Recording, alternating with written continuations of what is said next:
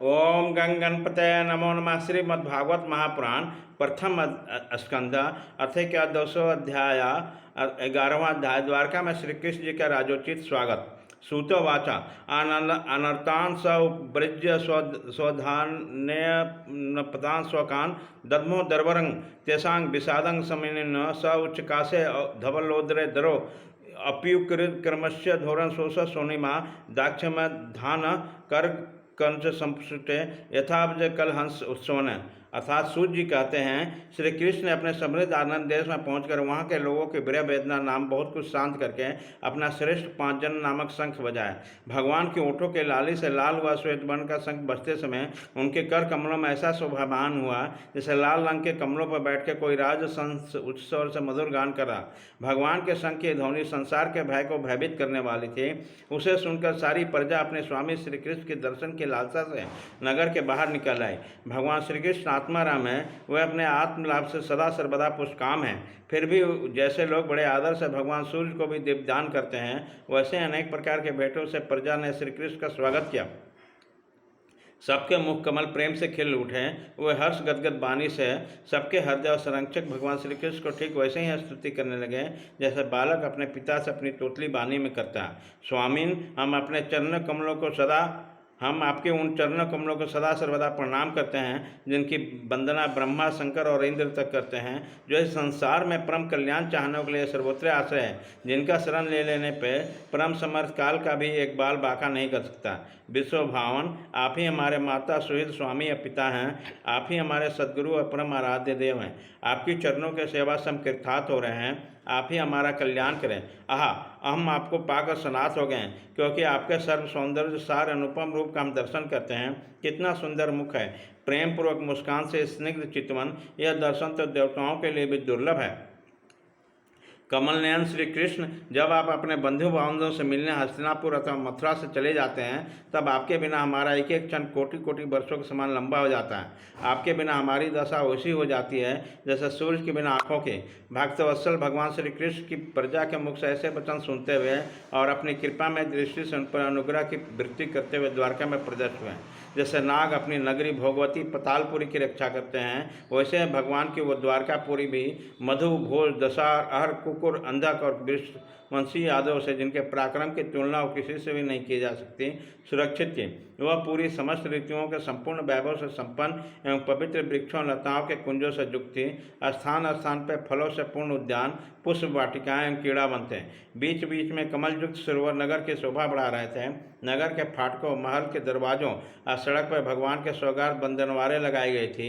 चारों ओर विचित्र ध्वजाएं पताकाएं फहरा रही थी, जिनसे उन स्थान पर घाम का कोई प्रभाव नहीं पड़ता था। उनके राज्य मार्ग, अन्याय सड़कें, बाजार और चौक झाड़ू बहार का सुगंधित जल से सींच दिए गए और भगवान के स्वागत के लिए बरसाए हुए फल फूल अक्षत अंकुर चारों ओर बिखरे हुए थे। घरों को प्रत्येक द्वार पर दही, अक्षत, फल, ईंख, जल से भरे हुए कलश, उपहार के वस्तु और धूप दीप आदि सजा लिए गए। उदार शिरोमणि वसुदेव, अंकुर, उग्रसेन, अद्भुत बला पराक्रमी बलराम, प्रद्युम्न, चातुर्दश, जामवंती नंदन सामने जब सुना कि हमारे प्रीतम भगवान श्री कृष्ण आ रहे हैं, तब उनके मन में इतना आनंद उभरा कि उन लोगों ने आवश्यक आज सोना बैठना और भोजन आदि छोड़ दिए। प्रेम के आग में उनका हृदय उछलने लगा। वो मंगल शकुन के लिए गजराज के आगे 100 सतन्यन पाठ करने लगे और मांगलिक समग्राओं से सुसज्जित ब्राह्मण को साथ लेकर चले। शंख और तुरही आदि बाजे बजने लगे और वेद ध्वनि होने लगे। वे सब हर्षित होकर रथों पर सवार हुए, अब बड़े आदर बुद्धि से भगवान की अगवानी करने लगे। साथ ही भगवान श्री कृष्ण दर्शन के लिए उत्सुक सैकड़ों श्रेष्ठ ब्रंगनाएं, जिसके मुख पर कपोलों पर चमचमाते हुए कुंडलों की कांटी पड़ने में बड़े सुंदर दिखते थे, पालकियों पर चढ़कर भगवान की अगवानी के लिए चले। बहुत से नट नाचने वाले, गाने वाले, बिरद बखाने वाले, सूत मांगत बंदी जन भगवान श्री कृष्ण के अद्भुत चरित्रों का गायन करते हुए चले। भगवान श्री कृष्ण ने बंधु बांधव, नागरिकों और सेवकों ने उनके योग्यता के अनुसार अलग अलग मिलकर सबका सम्मान किया। किसी को सिर झुकाकर प्रणाम किया, किसी को वाणी से अभिवादन किया, किसी को हृदय से लगाया, किसी से हाथ मिलाया, किसी को और देखकर मुस्कुरा भर लिया और किसी को केवल प्रेम भरी दृष्टि से देख लिया। जिसकी जो इच्छा है उसे वही वरदान दिया। इस प्रकार चंडाल पर्यंत सबको संतुष्ट करके गुरुजन से पत्निक, ब्राह्मण और वृद्धों को तथा दूसरे लोगों को भी आशीर्वाद ग्रहण करके एवं बंदी जनों से विरुद्धावली सुनते हुए सबके साथ भगवान श्री कृष्ण ने नगर में प्रवेश किया।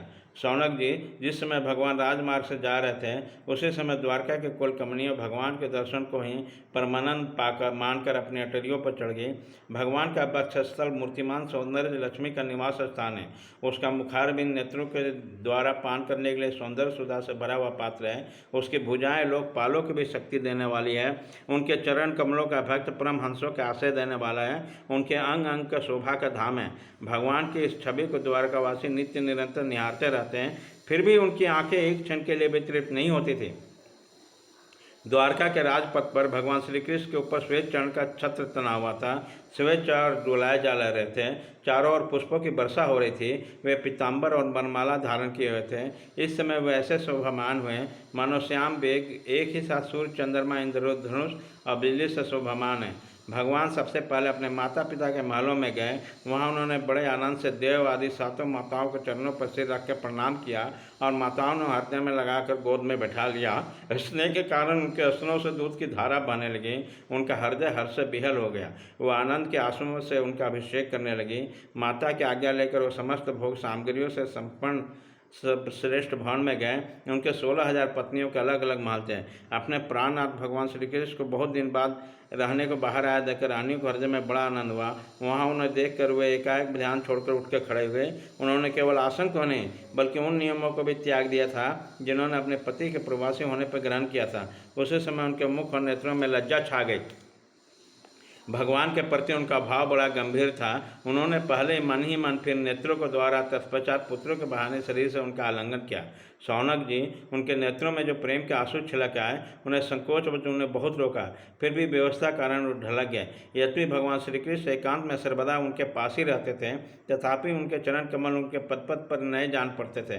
भला स्वभाव से चंचल लक्ष्मी जिन्हें एक क्षण के लिए भी कभी नहीं छोड़ती, उनकी सन्निधि से किसी स्त्री की तृप्ति हो सकती है? जैसे वायु बासों के संघर्ष से दावानल पैदा करके उन्हें जला डालता है, वैसे ही पृथ्वी के भारभूत और शक्तिशाली राजाओं में परस्पर फूट डालकर बिना शस्त्र ग्रहण किए भगवान श्री कृष्ण ने उन्हें कई अक्षोषणीय सेना सहित एक दूसरे से मरवा डाला और उसके बाद आप भी उपराम हो गए। साक्षात परमेश्वर ही अपनी लीला से इस मनुष्य लोक में अवतीर्ण हुए और ससुर और रमणीय रत्नों में रहकर साधारण मनुष्य की तरह कीड़ा की, जिनकी निर्मल और मधुर हंसी उनके हृदय के उन्मुक्त भाव को सूचित करने वाली थी, जिनकी लजीली चितवन की चोट से बेसुध होकर विजय वैश्व कामदेव ने भी अपने धनुष का परित्याग कर दिया। वह कामनियाँ अपनी काम विलासों से जिनके मन तनिक भी क्षोभ पैदा नहीं कर सकी, उन असंख्य भगवान श्री कृष्ण को संसार के लोग अपने ही समान क्रम देखकर आसक्त मनुष्य समझते हैं। यह उनकी मूर्खता है। यह तो भगवान की भावना है कि प्रकृति में स्थित होकर भी उनके गुणों में कभी लिप्त नहीं होते हैं, जैसे भगवान के शरणागत बुद्धि अपने बनाने वाले प्राकृतिक गुणों से लिप्त नहीं होते। ये मूढ़ स्त्रियाँ भी श्री कृष्ण को अपना एकांत से स्त्री प्राण भक्ति समझ बैठे, क्योंकि अपने स्वामी को असोच को नहीं जानते थे। ठीक वैसे जैसे अहंकार की वृत्तियाँ ईश्वर को अपने धर्म से युक्त मानती है। इति श्रीमद्भागवते महापुराण पारमहंस्या संहितायां प्रथम स्कंदे नमस्व पैखाने कृष्ण द्वार का प्रयुष नामे के 10वां अध्याय।